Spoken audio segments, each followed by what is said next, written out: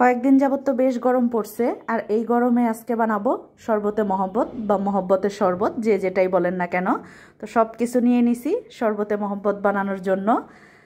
তরমুজ ছোট ছোট করে কেটে নিছি, দুধ ফ্রিজে রেখে ঠান্ডা করে নিছি, সাথে হচ্ছে বরফ কুচি, রুয়াবজা আর হচ্ছে সুগার সিরাপ।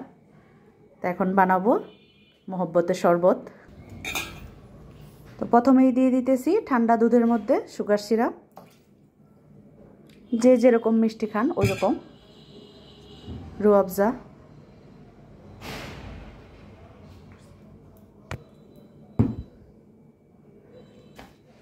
এরপর বরফ,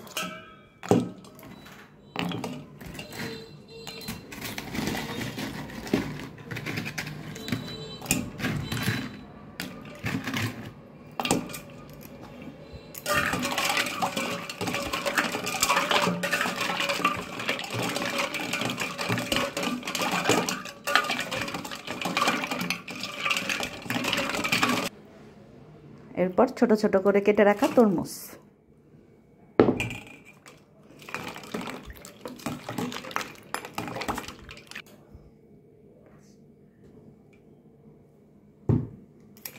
আর একটু রুয়াবজা দিয়ে দিলাম।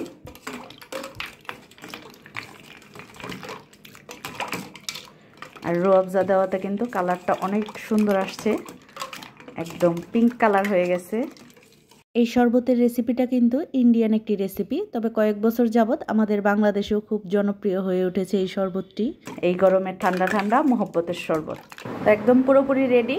শরবতে মহব্বত 4 জনের জন্য 4 গ্লাস নিয়ে নিছি, আর গ্লাসে দেখতে কিন্তু খুব ভালো লাগতেছে।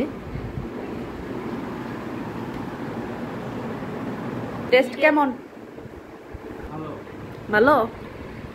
এটার মেন টেস্টটাই হচ্ছে ঠান্ডা, যত বরফ কুচি দেওয়া যায় ততই টেস্ট হয়। গরমে ঠান্ডার টেস্টটাই এটার বেশি।